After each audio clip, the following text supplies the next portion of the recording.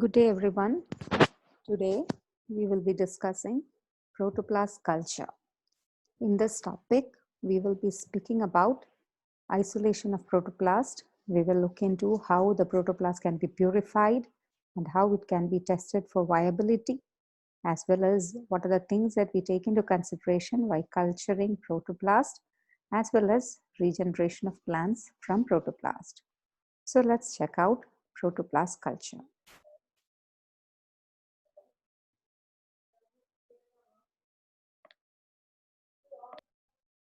Before we get into the details, let's check out what a protoplast is. You all know cell is a structural and functional unit of organisms, and cell, especially the plant cell, is made up of cell wall and then the protoplast or the protoplasm, which comprises of the cytoplasm and the organelles. So, in other words, you can say that protoplast is a cell without a cell wall. So, cell wall gives the outer boundary of the cell, which is a protective layer which gives protection to the cell, gives rigidity, shape and size, and it also helps to resist the turgor pressure. So these are the functions that are assigned to a cell wall. So imagine what will happen to a cell which does not have a cell wall, cell without a cell wall. So that is what we are going to speak about today, protoplast. So just a little recap of the structure of the cell wall. We have already learned this.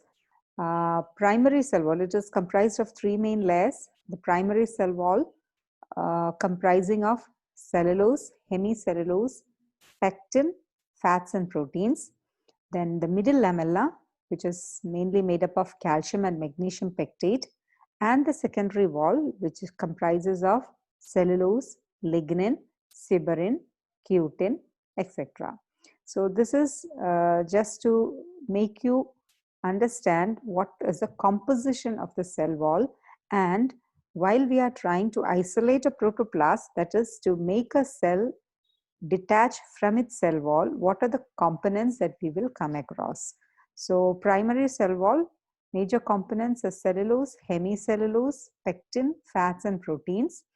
Then the middle lamella is comprised of the calcium and magnesium pectate, and the secondary wall will have cellulose, lignin, suberin, cutin, etc. So what will happen to a cell if the cell wall is removed from it? That is, what will happen to the cell once the cell wall is removed? So one thing is it will lose its outer boundary. That means it will lose its shape and it will get a round shape. What you can see here in the background, the round things, these are the intact protoplast, that is the cell without the cell wall. And the first thing is it will have a spherical shape because it has lost its shape. Then the main feature of the protoplast is it has got the ability to synthesize new cell wall. And also, since there is no cell wall to guard the periphery, it can take up foreign particles by endomitosis. Foreign particles here, I mean DNA fragments, viruses, or anything like that, any molecules like that.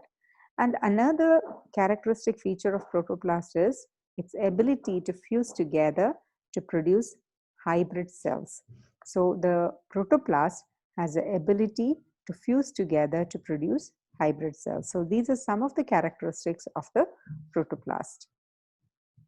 And speaking about history of protoplast isolation, the first successful isolation of protoplast was done by E.C. Cocking in 1960. You have to remember this name.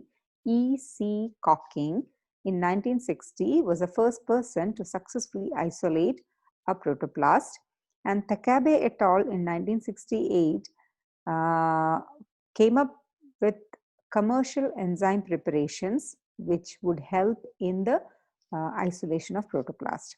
And later on, the same team was successful in regenerating plants from isolated protoplast. And it was Dr. K.N. Rao and his research team who understood that protoplast fusion could be achieved using polyethylene glycol, or in other terms, polyethylene glycol could be used for inducing protoplast fusion. So this is just a little historical background, and you should remember the name E.C. Cocking, the first successful isolation of protoplast. Now, how can we isolate protoplast? Protoplast isolation can be done in two major ways. One is by mechanical method and the other is by enzymatic method. In mechanical method, large and highly vacuolated cells are first taken out for plasmolysis, and then gradually the cell wall is dissected and it will release the protoplast. So let's check out the mechanical method of protoplast isolation. As with any other procedures in plant tissue culture, here also we have our explant.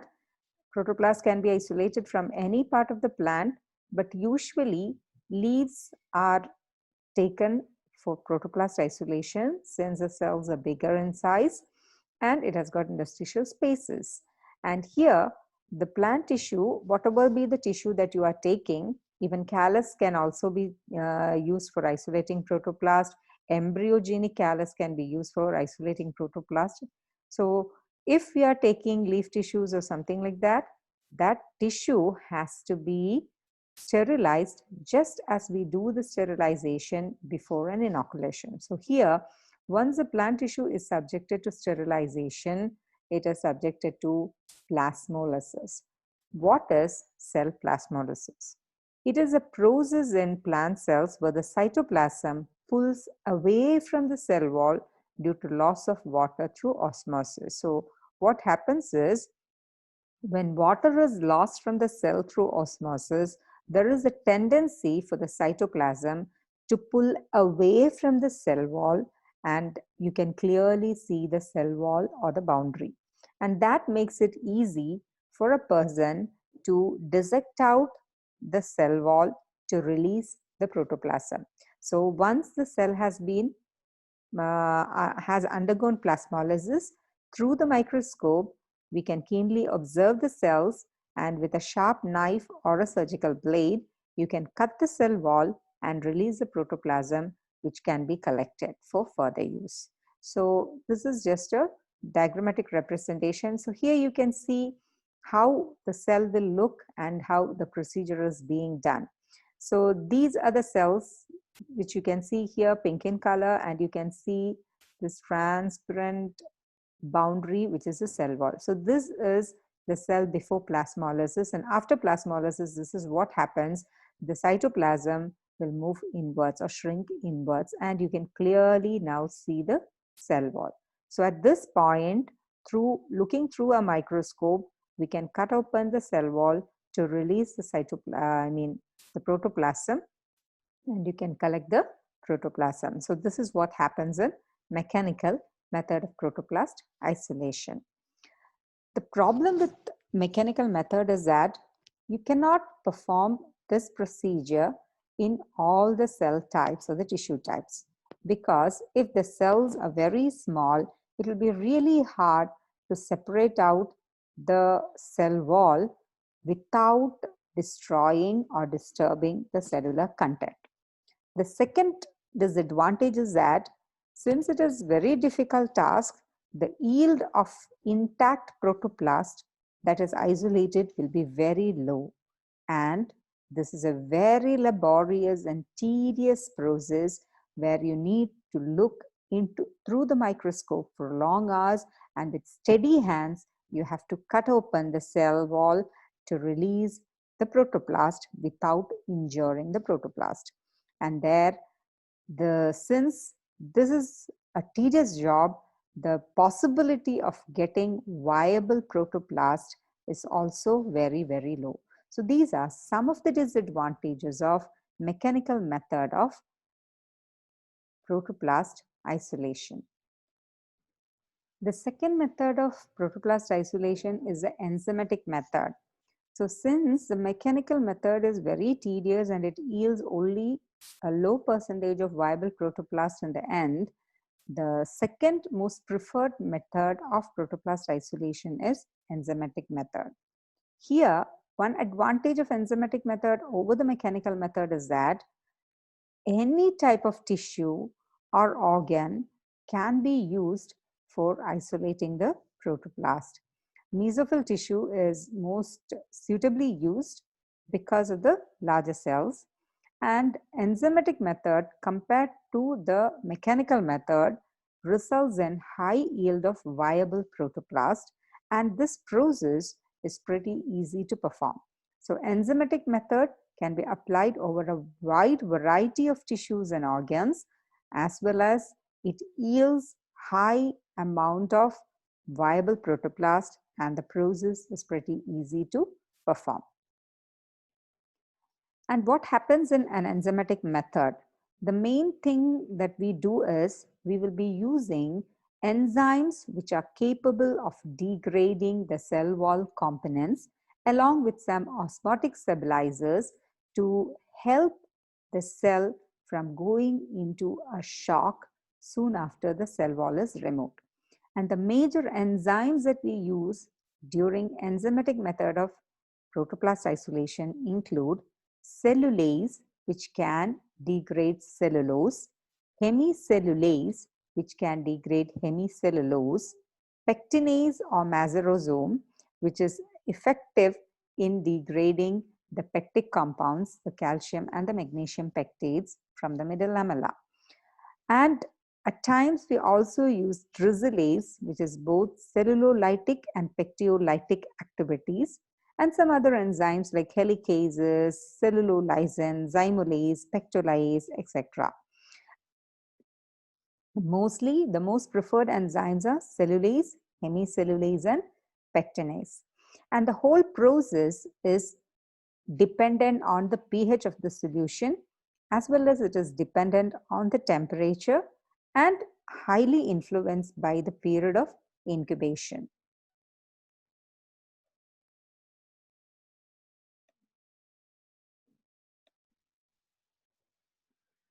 Since the removal of cell wall could make a drastic change in the osmotic pressure, there can be negative effects. Either the cell can shrink because of sudden loss of water, or it can burst because of sudden intake of lots of water, depending on the tonicity of the medium in which it is present. So what we have to take care of during protoplast isolation is that protoplast isolation medium and the culture medium should be kept isotonic. That means it has to be in the same tonicity. It should not be hypertonic or hypotonic like that. It has to be in the same tonicity, same concentration kind. So to make this possible, we always use osmotic stabilizers which can balance the osmotic pressure.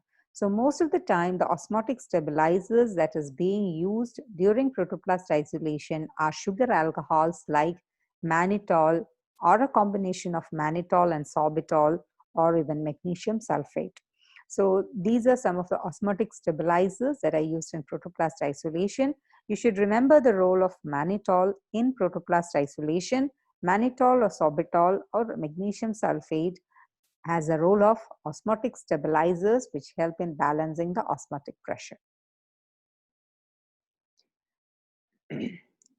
Discussing the enzymatic isolation, there are two major methods through which we can achieve enzymatic isolation of protoplast. What you are seeing here is a isolated protoplast. You can see the rounded structures here.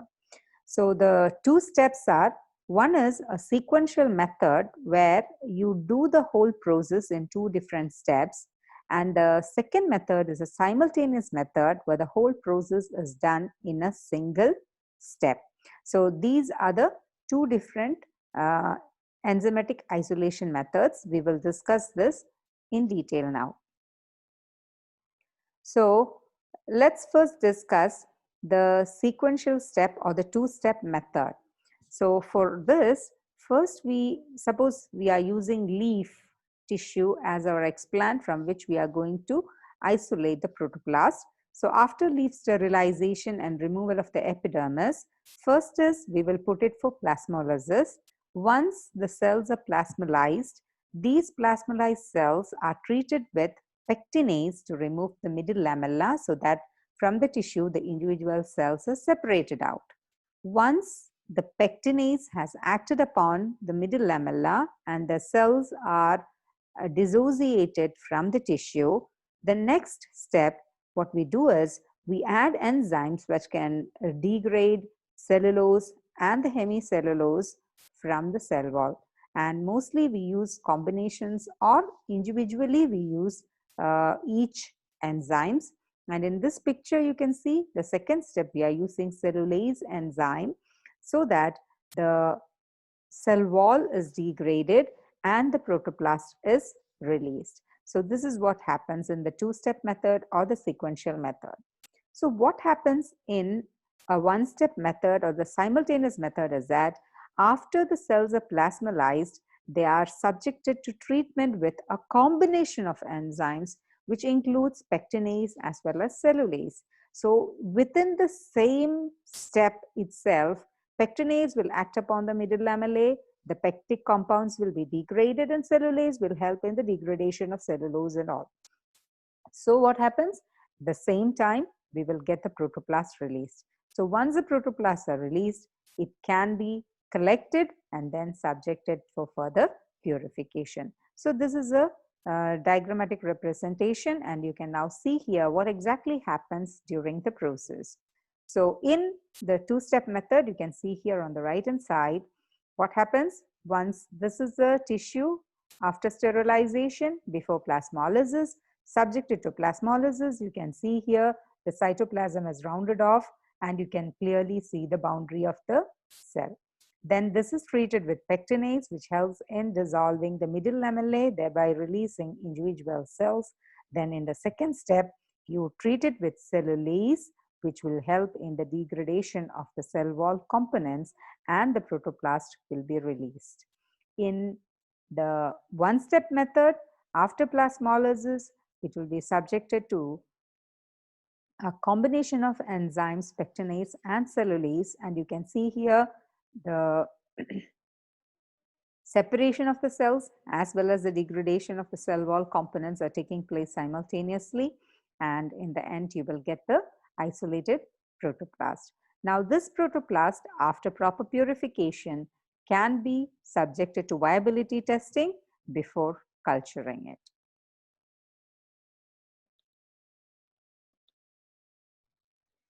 Let's now see what are the different explants that can be probably used for protoplast isolation. As I said earlier, protoplast can be isolated from any tissues, but most preferably mesophyll tissue from fully expanded leaves are used for isolating the protoplast. It is because there are a large number of uniform cells which are loosely arranged and it helps in the rapid enzyme action. And the second is the physiological state of explant also influences the yield and viability of the protoplast, and hence the explants which we are going to take for protoplast isolation should be collected from plants which are grown under controlled conditions. So mesophyll tissue is the most preferred explant for isolating protoplast because of the large number of uniform cells which are loosely arranged.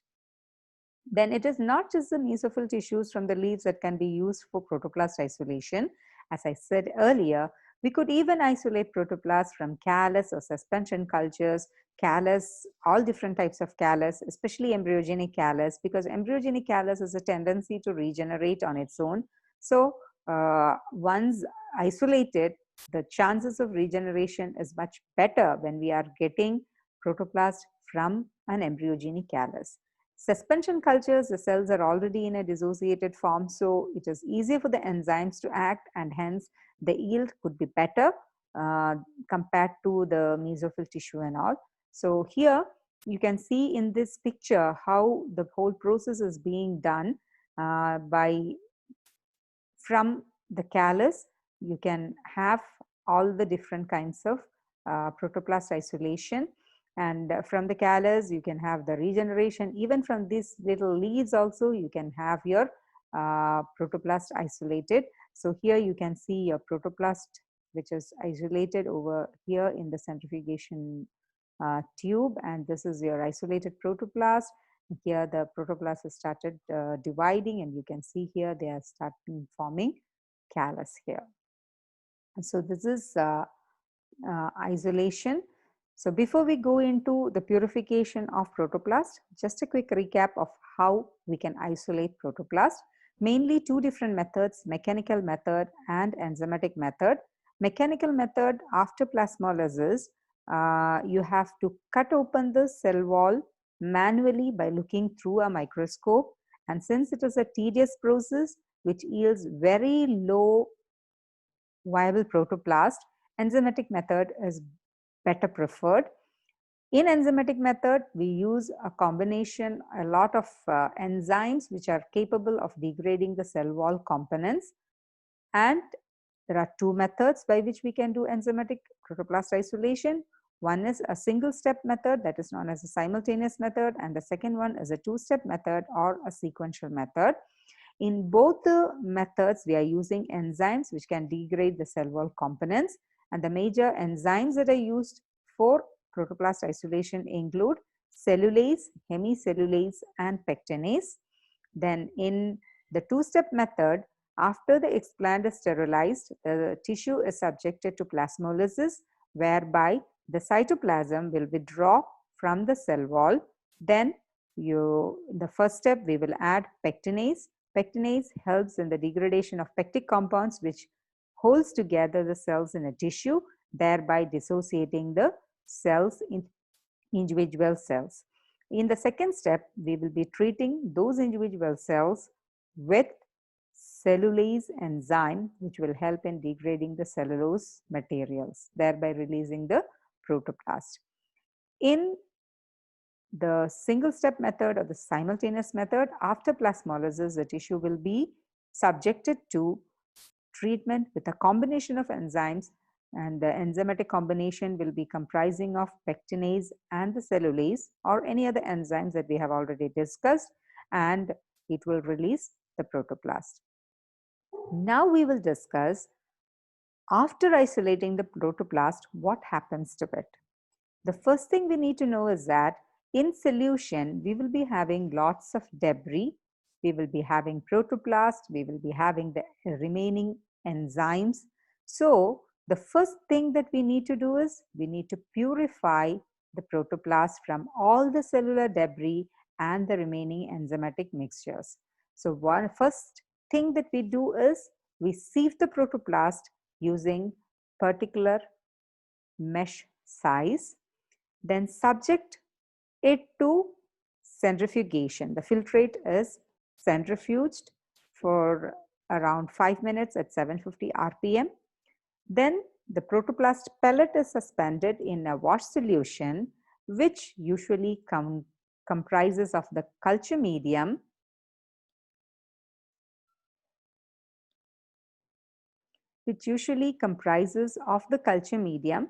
along with an osmotic stabilizer. We have discussed about the role of osmotic stabilizers, and this process is repeated 2 or 3 times.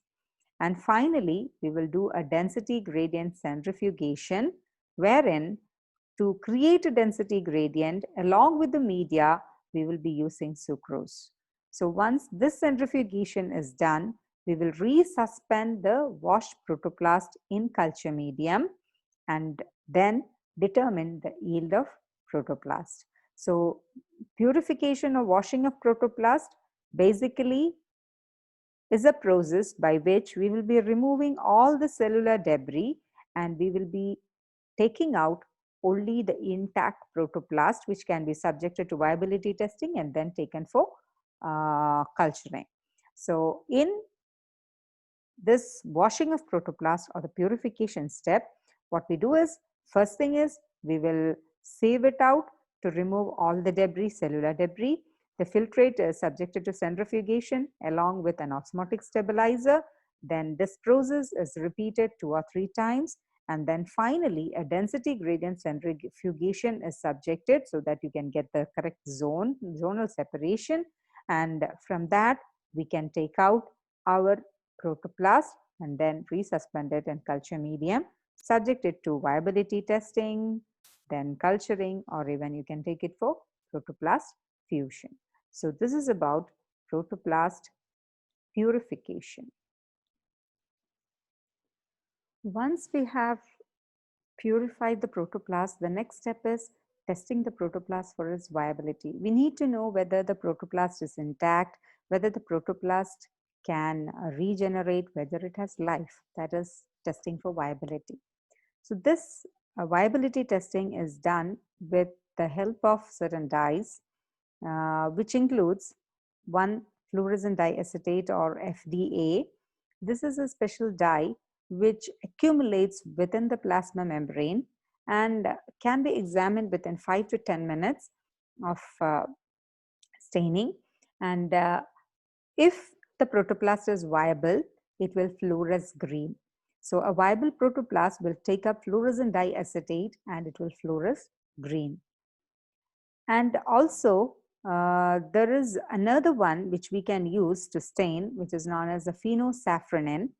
If we are using phenosafranin will stain the dead protoplast, and the dead protoplast will look red, and the viable protoplast will remain unstained and they will be colorless. So we can choose, we get to know whether the protoplast is viable or not. So these are the two main stains. One is fluorescent diacetate or FDA, which helps us to identify the viable protoplast. How is it possible? Because the viable protoplast will take up fluorescent diacetate and accumulate it within the plasma membrane, and it will fluoresce green. The other stain, that is phenosafranin, it helps us to identify the non-viable protoplast. How? It stains the dead protoplast red and the viable protoplast remains unstained. Then there is another method by which we can know whether the protoplast is viable or not, whether the protoplast has already started dividing and it has a capacity to regenerate.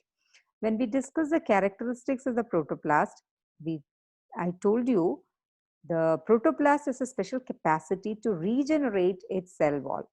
So that is what we are going to test when we are using Chalcofluor white. By staining it with Chalcofluor white, it helps to detect the onset of cell wall regeneration. And the viable cells or the protoplast will show a ring of fluorescence around the protoplast. So the presence of the ring of fluorescence around the protoplast when stained with Chalcofluor white means the protoplast is viable and it has already started regenerating its cell wall. So these are the three different ways by which we usually test protoplast viability. Once we know that the protoplast is viable, we can either use the protoplast for culturing or we can use it for protoplast fusion. Now we have a protoplast all ready for culturing. Protoplast cultures can be done in two different ways. One is we can either plate the protoplast in a solid medium or you can culture it in liquid cultures and you call it as suspension cultures. So usually there are so many different ways by which you can culture protoplast. You need not know the details, but still either you can plate it in a solid medium or you can culture it in a suspension culture, that is in a liquid medium. So both ways you can do protoplast culture. So usually what we do is we take small volumes of cultures and we can either do a hanging drop method or you can plate it on top of the medium like this, solid medium. You can even encapsulate the protoplast and make it into alginate beads for culturing.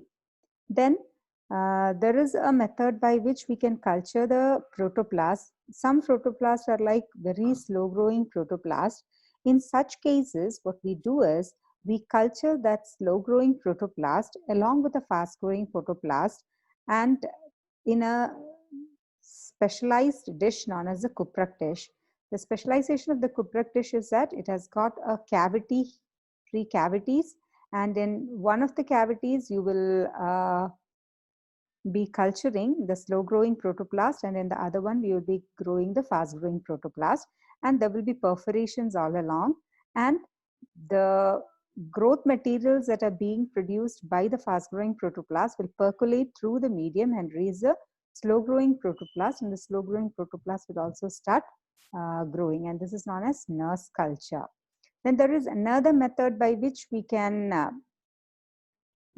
culture the protoplast is that if again a slow growing protoplast which cannot directly take up the nutrients from the cell, what we do is we have a feeder layer on top of the culture medium, which will usually be an irradiated or inactivated protoplast or callus, upon which we will be plating our protoplast, and this inactivated embedded protoplast will take up the media nutrients and give it to the slow growing protoplast. Thereby the slow growing protoplast can also start growing.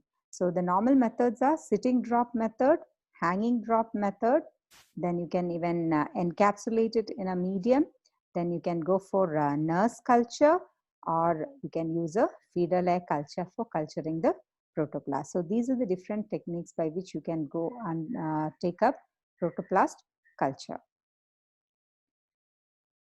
Then the media usually used is MS or B5, or depending on the type of the plants we are trying to culture, you can choose a media accordingly. And always you should remember that it should contain an osmoticum or the osmotic stabilizer along with the phytohormones needed for regeneration. Then the protoplast is sensitive to light. So towards the initial stages of protoplast culture, a dark incubation is necessary. And normally the cell wall regeneration will be completed within about 7 to 10 days of culture, and the callus will start forming. And gradually you can subculture the callus to a culture medium, which will help in the regeneration of plantlets or the regenerating medium, which is rich in cytokinins. So this is about the protoplast culture and regeneration of plants. So in a nutshell, this is how the protoplast culture works. You have your explant tissue. Here the example is shown as the leaf tissue, the mesophyll tissue. After sterilization, epidermis is peeled off to expose the mesophyll tissue. The peeled leaf segment is subjected to plasmolysis to separate out the cells from the tissue. The plasmolysed cells can be subjected to enzymatic reaction, following which you go for purification, but finally protoplast can be harvested by density gradient centrifugation. You can see here the layer, and once the protoplast is harvested, you can subject it to viability testing using all the different stains like fluorescent diacetate, chalcofluor and on, and then you can use it for culturing. It can either be plated onto a solid medium, or you can culture it in a liquid medium. You can do hanging culture, sitting culture, nurse culture, co-culturing, feed culturing, and so on and so forth. Remember, the medium should always contain an osmoticum along with the phytohormones needed for the growth and development of the protoplast. And once the callus started forming, you can gradually subculture it into a regeneration medium to finally get your regenerated plant ready for transplantation. So this is all about the protoplast culture. Now looking into the application of protoplast culture, as I said earlier, the protoplast can be used for culturing to regenerate plants, or we can use it for protoplast fusion. So one of the major characteristics of the protoplast is its ability to fuse together, and this is known as spontaneous fusion. That is, the fusion of protoplast from the same species without any external stimulus, they can fuse together. And this will end up in the formation of a homokaryon, which doesn't mean much in crop improvement program because there is no genetic difference between the two protoplasts that is fusing. So whatever the characters were present in the parent, it will be the same in the hybrid protoplast also. So there is not much scope for such spontaneous fusions. But what we can do is we can induce fusion between unrelated protoplast or dissimilar protoplast with the help of certain chemicals known as fusogens. So the chemicals which can help to induce fusion between protoplast is known as fusogens. And normally we use polyethylene glycol or PEG, PEG, as a fusogen to induce protoplast fusion. You can also use sodium nitrate, different percentage along with sucrose for inducing fusion between unrelated protoplast. So dissimilar protoplast means there is genetic variability.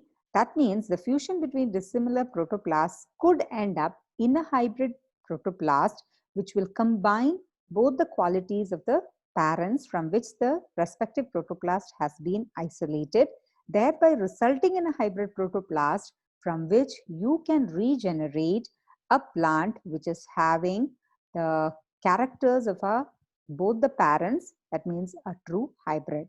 So that is another method of protoplast fusion. Then the third method of protoplast fusion is by using small electrical impulses, and this type of protoplast fusion is known as electrofusion. For this, we need specialized equipments which will help to generate that specific feeble electrical impulses which will induce the fusion between the protoplast. So one of the major application other than regeneration of plants from the protoplast is protoplast fusion to generate different types of hybrids. Naturally, the protoplast has a capacity to fuse together, that is known as spontaneous fusion. As far as crop improvement is concerned, spontaneous fusion is of no use because there is no genetic recombination taking place. But for inducing or to produce genetic recombination, we can induce fusion between two dissimilar or unrelated protoplasts to result in a hybrid protoplast which will have the combination of genetic characters from both the parents.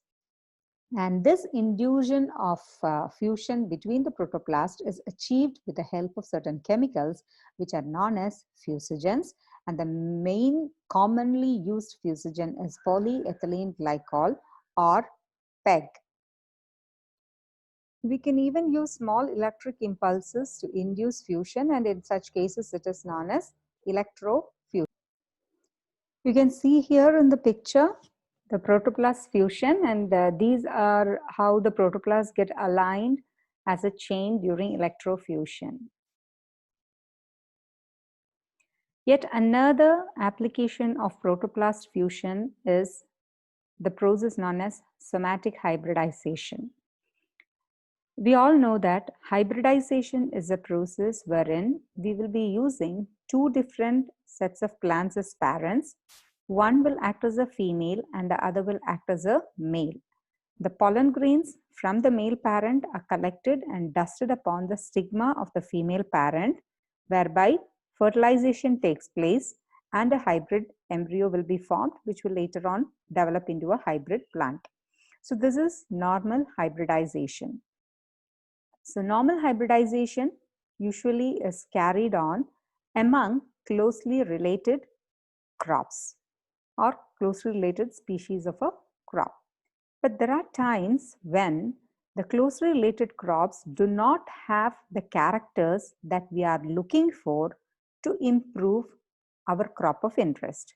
In such cases, such good characters can be obtained from some other unrelated crops or the wild relatives. But normal hybridization or the traditional hybridization is not effective in such cases. In such circumstances, what we can do is we can go for somatic hybridization. That means we can use the protoplast from two different or dissimilar parents to bring about fusion, which will result in a hybrid protoplast combining the good characters of both the parents, and from that hybrid protoplast, using tissue culture, we can regenerate a hybrid plant which will carry the good characters that we are looking for. And this development of hybrid plants through the fusion of somatic protoplast of two different plant species or varieties is known as somatic hybridization. So the process by which we develop a hybrid plant by fusing the protoplast isolated from the somatic cells of two different plant species or varieties is known as somatic hybridization. So this is a technique of somatic hybridization. It all starts with the isolation of protoplast from both the parents, parent A and parent B. And then we will subject it to fusion. Normally, if the protoplasts are dissimilar protoplasts, they will not spontaneously fuse. So in such cases, we will be using either a fusogen like polyethylene glycol, or we will be using electrical impulses as an electrofusion. So we will use any of these methods to fuse the protoplast of the desired species or varieties. And once the fusion is complete, we have to identify the hybrid somatic cells. There are many different ways by which we can select or identify the somatic hybrids. We are not going into the details of the selection of somatic hybrids, but understand that once the selection of somatic hybrids is completed, the next step is to culture the hybrid cells in appropriate medium, providing appropriate phytohormones, which will lead to the regeneration of hybrid plants. So in somatic hybridization technique, the first step is isolation of protoplast. Once the protoplasts are isolated from both the plants with desirable characters, you fuse it either using a fusogen or using electrical impulses, and then you can go for selecting the somatic hybrids. And once the somatic hybrids are selected, you can culture these somatic hybrids in appropriate culture medium and thereby regenerate the hybrid plants. You can see here in this picture, in a nutshell, what is happening in somatic hybridization. We have two plants of our interest, plant A and plant B. So the first step is isolate the protoplast from both the strains. So now you have your protoplast ready, A and B. Then subject it to fusion using a fusogen or electrical impulses. So once this is done, so here you can see it, you go for plating. So what happens is the fusion product, that is a hybrid protoplast, once it is plated onto a suitable medium, it will start regeneration by producing the cell wall and then undergoing multiple divisions, which would result in the formation of callus tissue. And these callus tissues, when cultured onto appropriate media, can regenerate into plantlets. Okay, so this is your somatic hybridization. So white crosses or distant hybridization, that is the fusion between unrelated crops, can be accomplished with the help of protoplast fusion followed by tissue culture and regeneration. So this is again one of the applications of plant tissue culture wherein you can have somatic hybrids. You can see here, these are the two different parents and this is your hybrid, which is showing much better agronomic characters. Then there is yet another method or a process wherein we will be bringing together the cytoplasmic characters rather than the nuclear characters. So if we are looking for certain characters in the cytoplasm of a particular plant, we can bring that also together using protoplast fusion. And in this case, this is known as hybridization or cytoplasmic hybridization. Okay, so here, this is how it happens. So first look here, this is the protoplast from your plant A and this is a protoplast from your plant B. In normal somatic hybridization, what happens? When these two fuse together, you will get an intermediary cell, which is a heterokaryon. That means it will have the Cytoplasm from A, cytoplasm from B, nucleus from A, and nucleus from B. So this is the first stage. This is a heterokaryon. So if this further proceeds and fuses completely together, that means both the cytoplasm and both the nucleus are fusing together to form a complete hybrid, then this is known as a somatic hybrid. This is known as somatic hybrid. That means A protoplast and B protoplast are completely fusing to form a hybrid, and this is known as a somatic hybrid. But in hybridization, that is cytoplasmic hybridization, what we do is we need the cytoplasmic characters of both the parents, but the nuclear character of a single parent. In such cases, in this example, you can see here, we have plant A. We need the cytoplasmic characters as well as the nuclear character of plant A, but we need only the cytoplasmic characters of plant B, and we do not want the nuclear characters from B. We again, what we do is we inactivate the nucleus of the plant B, but we keep the cytoplasm intact, and we fuse these two protoplasts together. Again, this is the first step that we get. We will have a heterokaryon where the cytoplasm of both the parents will be mixed, and you will have the two nucleus also together in the cell. But since the nucleus from B is inactivated, there is no point in fusion. So the net cell will be having, the hybrid will be having cytoplasm from both the parents, but the nucleus from only a single parent. And in this case, the nucleus from the second parent is lost. That means this cell is a hybrid only for the cytoplasmic characters or the cytoplasm, because here mixing of two cytoplasms alone has taken place and there is no fusion between the nucleus. So this is a cytoplasmic hybrid, or in other words, we call this as a cybrid. Okay, so this is how we take up the cytoplasmic characters into a hybrid. So what exactly is cytoplasmic characters? We all know that genetic characters or the DNA are seen in the nucleus, as well as we have another area where we can find DNA, that is the plastids or the organellar genome. In mitochondrion and in the chloroplast, in the case of plants, we can see DNA. So there are certain characters which are present in the chloroplast DNA or the mitochondrial DNA, and such characters are known as the cytoplasmic characters or the cytoplasmic traits. In plants, male sterility is one very important character that we use during hybridization, and this male sterility, the character, is seen in the organellar genome, or in other words, it is a cytoplasmic trait. So if we want a plant which is male sterile, we need that cytoplasmic character. So in such conditions, we make use of hybridization.